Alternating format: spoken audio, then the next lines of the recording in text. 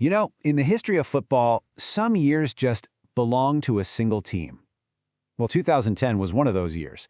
It belonged to Internazionale Milano, and it was, without a doubt, the year they achieved absolute perfection. See, this story isn't just about winning games. It was about building something more, an empire, a legacy that would last forever. This is the story of La Tripla. So, let's set the scene. The 2009-2010 season, and at the helm, the one and only tactical genius José Mourinho. He hadn't just put together a team. No, he built a legion of warriors, and they were all laser-focused on a single, seemingly impossible dream. And that impossible dream, it had a name, the Treble. In Italy, they call it La Tripla. And what is it? It's winning your domestic league, your main domestic cup, and the biggest continental championship, all in one season. It is, quite simply, the pinnacle of club football. Now, any quest for immortality has to start at home. So for Inter, that meant Italy. Before they could even think about conquering a continent, they first had to prove their absolute dominance on their own turf. And at the heart of this team was just a perfectly tuned machine. This was not just a random collection of stars. You had Diego Milito, the stone-cold finisher, Wesley Sneijder, the creative mastermind, Samuel Eto'o, a relentless force of nature, and Maicon, an absolute powerhouse on the wing. Every single part worked in perfect harmony. And all that harmony, well, it led to this. Their fifth straight Serie A title. And it wasn't easy, let me tell you. They were pushed to the absolute limit in a nail-biting race with Roma, but their tactical discipline and sheer grit just saw them through. Okay, 1 down, 2 to go. And who else would they face in the Coppa Italia final? Of course, it had to be their rivals, Roma. The pressure was unbelievable. And once again, one man stepped up to the plate, Diego Milito. A single, perfect goal was all it took. That was it, second trophy of the season. So 2 domestic trophies are in the bag. For any other team, that's a fantastic season, right? You'd call it a day. But fantastic wasn't what they were aiming for. The goal was legendary, and the biggest challenge of them all was still waiting. With Italy conquered, their eyes turned to the big prize, Europe. And the Champions League wasn't just another tournament. For Inter, it had been a 45-year obsession. Winning it was going to take more than just skill. It would demand total resilience and a belief that just couldn't be broken. And their path to the final? Oh, it was an absolute gauntlet. First, they went to Stamford Bridge and knocked out a really strong Chelsea team. But then came the real test, Pep Guardiola's Barcelona.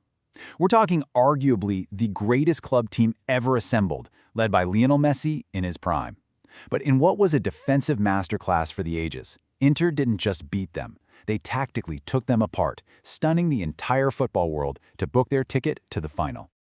And so it all came down to one single night, May 22, 2010. The stage was the legendary Santiago Bernabéu Stadium in Madrid. 90 minutes to decide everything. 90 minutes to grab hold of immortality. Their opponents, the German giants Bayern Munich. And get this, they were also chasing their own treble. The stakes just could not have been any higher. One game, winner takes all. On the biggest stage, you always need a hero. And for Inter, there was just no doubt who it was going to be. The man who had been delivering all season long was ready to answer the call one last time. El Príncipe Diego Milito. And he didn't just deliver, he delivered an absolute masterpiece. 2 moments of pure footballing genius. The first, a calm, cool finish to break the tension. The second, just a piece of individual brilliance. A little feint, a step over, and a perfect, audacious chip to seal their destiny. Just sublime. When that final whistle blew, it was over. 45 long years of waiting, of heartbreak, of almost theirs. All of it washed away in a sea of black and blue celebration. Inter had done the unthinkable. They were the champions of Europe. You see, winning the Champions League was the final piece of the puzzle. With that one victory, Inter Milan had forged a legacy that would last forever. They had achieved La Tripla. And so, the treble was complete. A perfect season. Think about it. To conquer your own country, winning both the league and the cup, and then to go and conquer an entire continent. It's the ultimate measure of footballing greatness. But here's the stat that truly cements their place in history. It's a simple number, 1. To this day, they are still the first and only team in the long, rich history of Italian football to ever pull this off. Not Juventus, not AC Milan, only Inter. But you know, the legacy of this team, it's about so much more than the silverware. The reason we're still talking about them all these years later is how they did it. It was a masterclass in tactical genius from Mourinho, and it was powered by the raw passion and just unbreakable unity of his players.